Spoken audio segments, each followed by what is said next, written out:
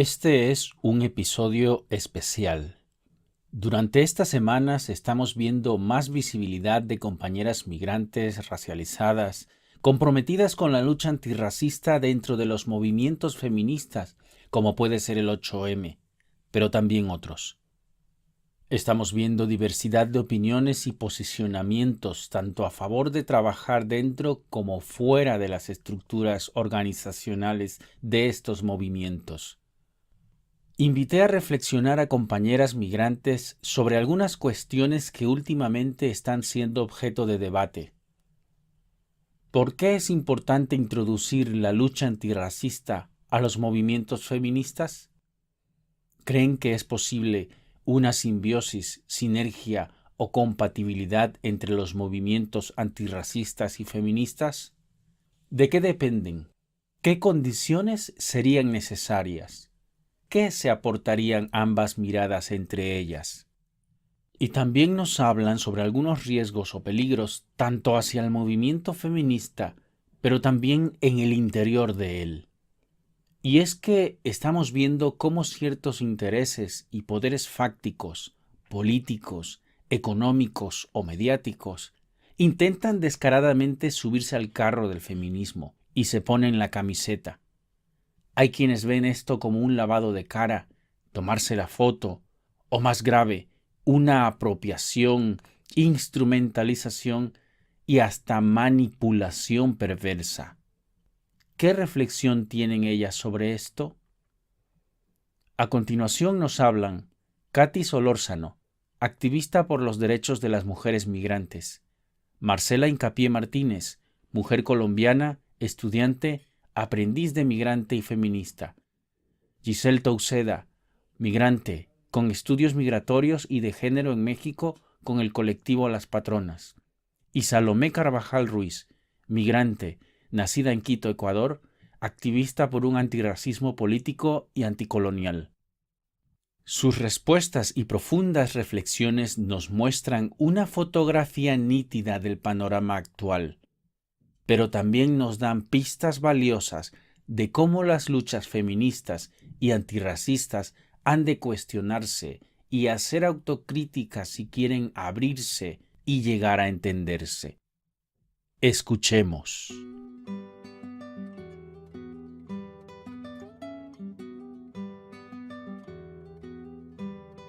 En primer lugar, quisiera decir que el hecho de que este año, en el contexto de la huelga feminista, esté teniendo muchísima más presencia, tanto a nivel discursivo como a nivel mediático, el posicionamiento de las mujeres migrantes racializadas, e incluso el que lo esté teniendo desde una perspectiva no solo antirracista, sino también antirracista y decolonial, creo que tiene que ver con que el trabajo que se ha venido realizando desde hace ya un tiempo esté de alguna manera cristalizando o dando sus frutos en esta huelga. Desde muchas colectivas a lo largo y ancho de todo el territorio español, y también a título individual, muchas mujeres se han venido organizando y articulando para poder de alguna manera empujar desde dentro de la organización de la propia huelga a nivel estatal, pero también a nivel de cada uno de los territorios de España, a fin de que este posicionamiento desde el punto de vista de las mujeres migrantes y racializadas tenga visibilidad y de algún modo pudiera ser acogido y pues tuviera la presencia que está teniendo en el contexto de la huelga, y esperamos además que tenga este año y esperamos que así sea en la manifestación del 8 de marzo. Además, quiero decir que no solamente las mujeres que este año se han organizado, sino también otras muchas mujeres que a título individual también desde hace mucho tiempo han venido reivindicando desde diversos espacios esta lucha de las mujeres migrantes por visibilizar sus realidades, ¿no? Y ese creo que es uno de los puntos de partida que no se puede olvidar. O sea, quizá este año el trabajo articulado ha sido mucho más eficiente, más eficaz, pero esa lucha se viene dando desde hace mucho tiempo por muchas otras mujeres y desde muchos otros espacios. Entonces, en ese sentido, no solamente me parece importante, sino necesario que esta lucha se esté dando dentro de lo que es la huelga feminista, desde la organización de esta huelga feminista. La lucha, a pesar de que de alguna manera sigue teniendo algunos hándicaps o de alguna manera siempre están presentes esas tensiones, podría yo decir, y este sí es un punto de vista personal, ha sido de alguna manera bien acogida o asumida por este movimiento feminista a nivel de la coordinación estatal. Y eso creo que lo podemos y ya lo podemos de alguna manera reivindicar como un gran logro. Por otro lado, he de decir que pienso que la instrumentalización de la lucha feminista, ya no solamente hablando desde el punto de vista del feminismo antirracista o del colonial, pueda ser instrumentalizada, sino la misma lucha feminista va a seguir siendo instrumentalizada no solamente por partidos, sino por otros muchos grupos, y creo que esa es una cosa con la que vamos a tener que lidiar y seguir luchando para que el movimiento feminista se convierta en el eje a partir del cual las políticas públicas tengan que mirar y a través del cual se sientan interpelados constantemente los políticos, ¿no? En ese sentido, creo que también es una lucha que se viene dando y que hay que seguirla dando de una manera cada vez más fuerte.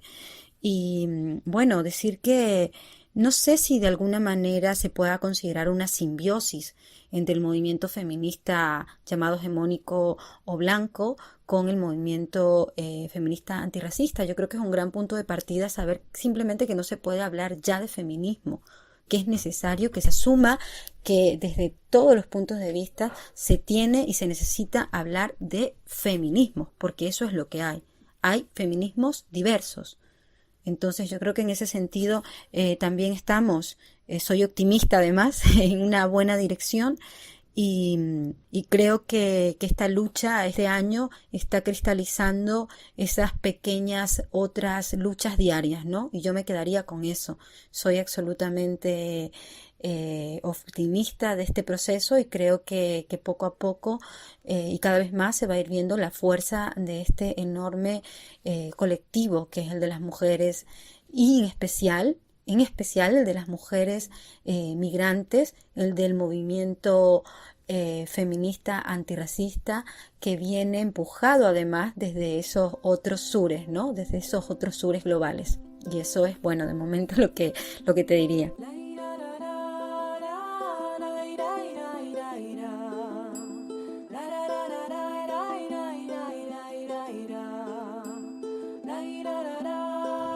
A mí me gusta mucho un texto de reflexión que se llama El feminismo compañero de las feministas compañeras de Claudia Corol, que inicia señalando algo como que hay un feminismo autónomo, hay un feminismo institucional, hay un feminismo académico, hay un feminismo colonial, hay un feminismo del sur, un feminismo comunitario, hay un feminismo negro, hay un feminismo campesino, hay un feminismo popular. Es decir, que hay muchos modos de feminismo y que no solamente es el feminismo de las mujeres blancas europeas, pues el que debe tomar, digamos, el protagonismo el día 8.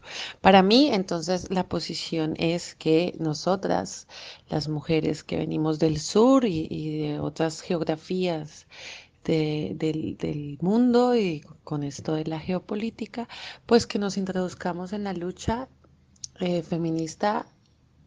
Creo que debemos abrirnos el espacio porque aunque yo he estado participando en la Comisión de Migración y Antirracismo del 8M, conectándome con compañeras de otros territorios como Madrid, Barcelona, Zaragoza.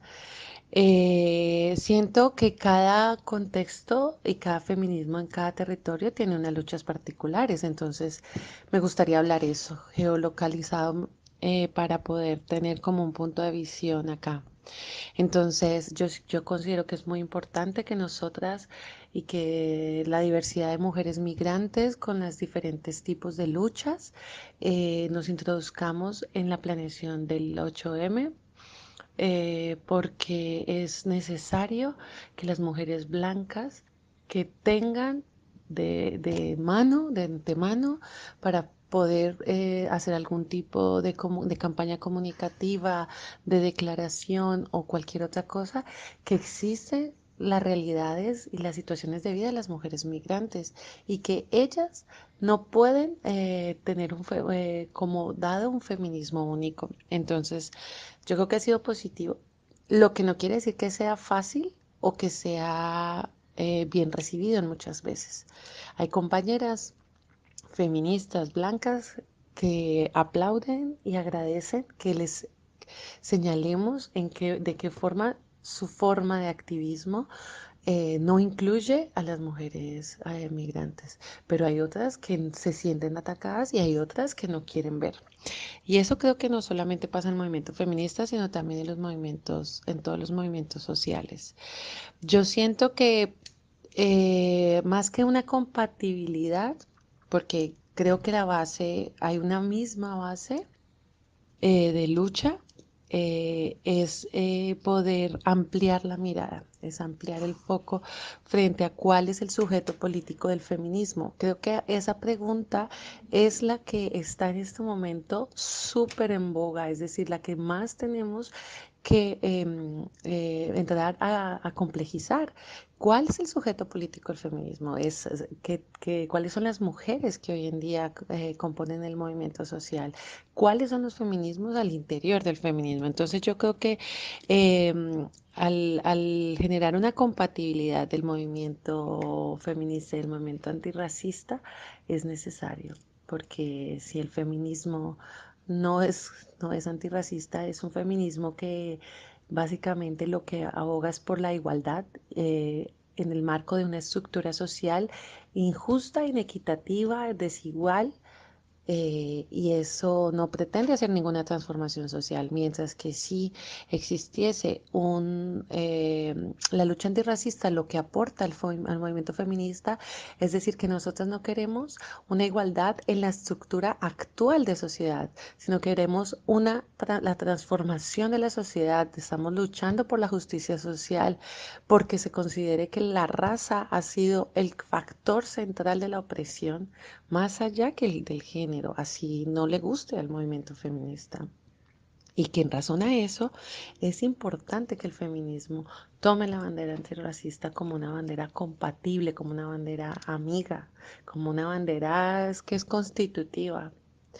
Y por último, sobre los poderes institutivos que están tratando de subirse al carro, yo siento que eso es algo muy difícil que está sucediendo aquí en España y en otras partes del mundo, y es el llamado feminismo liberal, ese que están diciendo que existe y que para mí no existe, porque el feminismo no puede abogar por mantener unas estructuras sociales, como lo estaba diciendo hace un momento, tal cual como están, sino que, y eso es lo que dice el feminismo liberal, o sea, un feminismo burgués blanco heteropatriarcal, que lo que dice, que lo que señala es: nosotros queremos mantener nuestros privilegios de clase, nuestros privilegios de clase, de raza, pero aún así estamos reconociendo que hay unas opresiones de género. Eso para mí es una completa falacia y me parece que es una cosa muy, muy de tenerle cuidado aquí en España, porque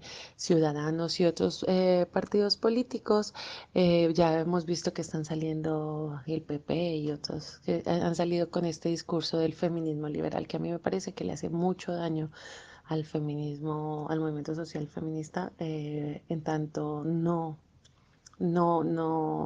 considera, o sea, lo que veo es que ese pensamiento de no cuestionar la estructura de la sociedad lo que hace es básicamente mantener los privilegios y las opresiones.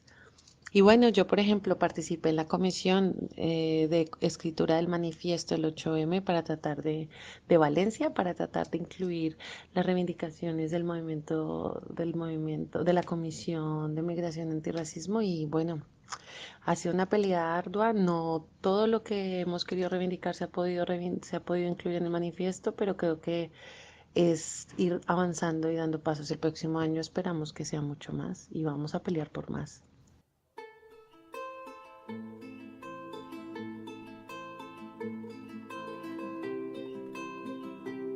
Bueno, a mi juicio, entiendo que la lucha antirracista emerge un poco al margen de la feminista en España, porque la propia particularidad de la opresión racial y de las personas migrantes camina en diferentes ritmos y se da en territorios y personas muy determinados por la colonialidad del poder. Entonces, cuando plantea si es importante que esta lucha se dé también, se deja claro que la introducción, por llamarlo de algún modo, de estas demandas concretas a un feminismo que ya de por sí está muy alejado, es en definitiva conexa, es como un aliciente, un instrumento más, pero que bueno, pues es una legítima lucha que bueno, que esperemos o entiendo o deseo que fortalezca finalmente a la lucha antirracista y de las personas migrantes en el contexto español. Sin embargo, bueno, pues creo que es importante situar que esta lucha antirracista y de las personas migrantes no ha pasado ni va a pasar solo por el feminismo. En esto, pues me detengo un poco a recordar las palabras recientes de Antoniette Soler de Afroféminas,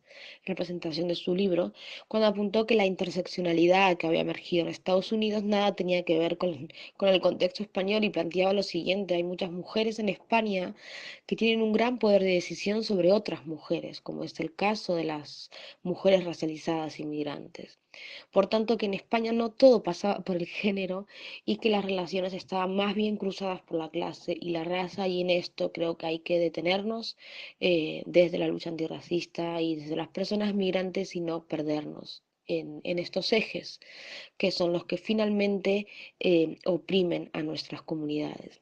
Esto no quita que reconozcamos el gran trabajo de las compañeras en las comisiones de migración y antirracismo del 8M, que apoyemos y difundamos su trabajo es importantísimo, entre otras cuestiones porque tampoco podemos arriesgarnos a la soledad frente al panorama actual que se nos presenta, en tanto que todas las luchas son legítimas si estas son incluyentes.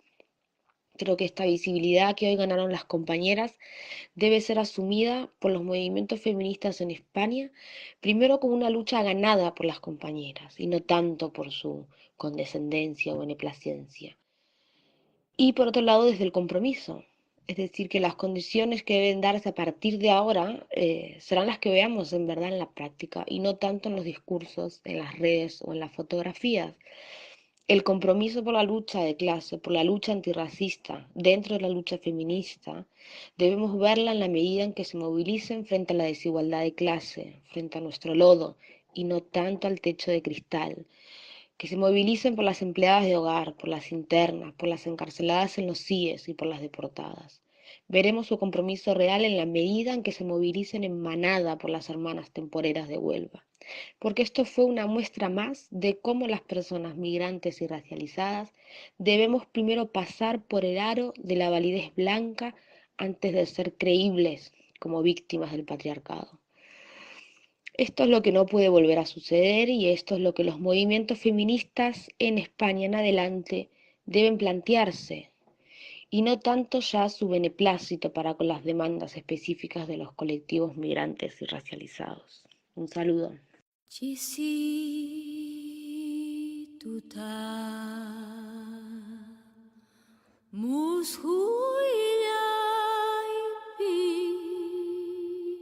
Considero que la lucha antirracista no es importante, sino urgente y fundamental para la transformación social, política, cultural, económica e histórica del territorio en el que habitamos.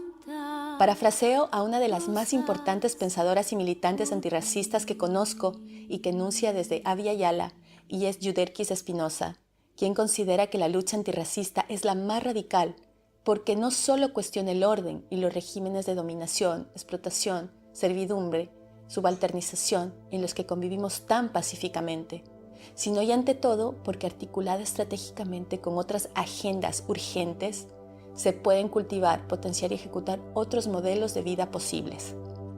para que las luchas antirracistas dialoguen en la agenda feminista local. No es suficiente con una declaración de intenciones como el pretender transversalizar la lucha antirracista y anticolonial, como si esto fuese posible sin más. No se trata de integrar en las agendas feministas a la raza, a las colonialidades, así sin más.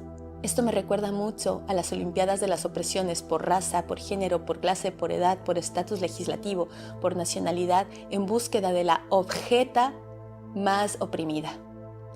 A día de hoy sabemos que muchas y muchos blancos gozan de privilegios a los que no están dispuestos ni a abandonar ni cuestionar. A mi parecer, no es deseable ni posible transversalizar las luchas antirracistas y anticoloniales, porque se estaría sustentando al status quo, que precisamente es lo que se pretende desestabilizar.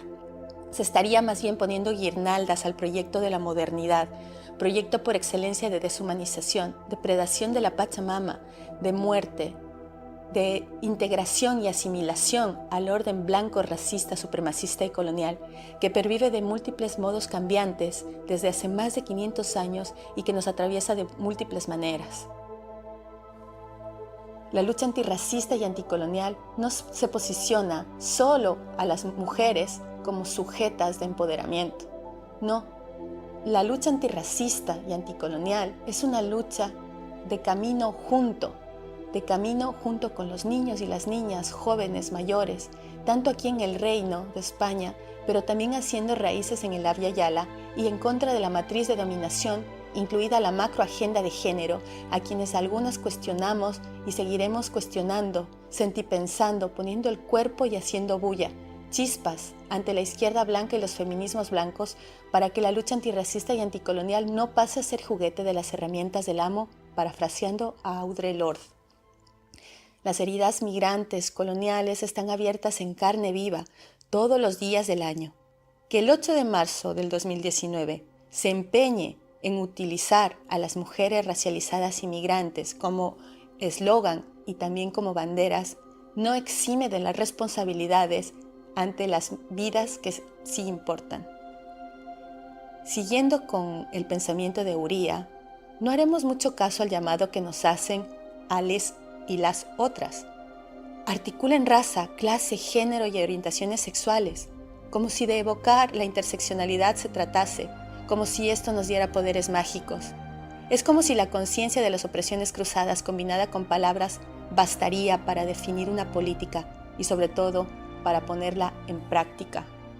Mientras las compañeras feministas blancas y sus aliadas entiendan que, como dice Yuderquis Espinosa, no se puede hablar de racismo sin hacer una crítica radical y profunda al orden moderno colonial, la lucha y las luchas antirracistas y anticoloniales servirán para dar color a sus carteles y muros de Facebook e Instagram, a sus revistas, a sus artículos académicos. Dará muchos beneficios a las privilegiadas del ser y a algunas privilegiadas del no ser. La lucha antirracista no es una lucha por la integración, no, tampoco por la asimilación, no, tampoco por políticas de occidentalización, de profundo pozo eurocéntrico. Me pregunto qué va a pasar después del 8 de marzo del 2019. Seguirán mostrándonos el desprecio institucional, en las calles, en los libros de texto, en los medios de comunicación, en la cama. Se seguirá depredando a la naturaleza, se seguirá despreciando a los otros seres, se seguirá despreciando la memoria de nuestros muertos y muertas, de nuestros ancestros y ancestras. Después del 8M seguirán aniquilando a los pueblos, a sus líderes y lideresas, seguirán colonizando los mundos. Si queremos hacer otras formas de politicidad, entiendan, compañeras feministas blancas y aliadas, nosotras no caminamos solas, no, nosotras no solo caminamos entre y con mujeres, como lo hacen las blancas. Rechazamos el principio del hombre como principal enemigo, porque precisamente de eso va la lectura de los privilegios, donde algunas compañeras feministas blancas son más privilegiadas. Así se lo prometí a mi hijo de 11 años y este año volveremos a las calles con un cartel bien grande donde dice: aquí estoy haciendo la India para que mi hijo, nuestros hijos e hijas, no sean tus sirvientes. Compañeras feministas y de movimientos sociales, no anden despolitizando las herramientas de enunciación, no usurpen las cuerpas racializadas en favor de sus cartelitos y subvenciones, no vacíen y domestiquen las voces otras a favor de sus demandas. Más bien, si les interesa, escuchen con atención aunque les duela, reconozcan sus privilegios y entonces empecemos a articular agendas desde la reparación. Repito, desde la reparación, desde un antirracismo político. Venga, ¿quieren hacer alianzas? Entonces empiecen por la reparación, que las gafas violetas no son suficientes. Yo me las puse esta mañana para dar un paseo por la ciudad de Valencia y en los carteles del hogar y los cuidados, que este año están por todas partes, casi todos en valenciano, aún no veo los rostros de mis hermanas y hermanos. Finalmente, mostrar mi apoyo a las compañeras migrantes y racializadas que están poniendo el cuerpo. Y seguiremos aquí, que este también es nuestro territorio tierra.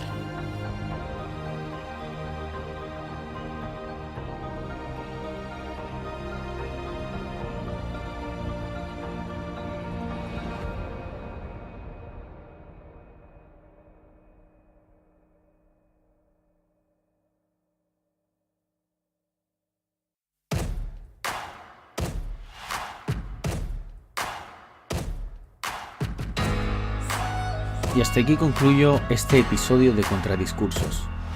Me gustaría conocer tus reflexiones y comentarios. Puedes escribirme o enviarme un mensaje de voz a contradiscursos.podcast@gmail.com. Contradiscursos es posible gracias a tu apoyo. Suscríbete al podcast en las principales plataformas de podcasting como Spotify, iTunes, iVoox, Anchor, Google Podcast, TuneIn y muchas otras. Mi nombre es Víctor Paul y te espero en el próximo episodio. Hasta pronto.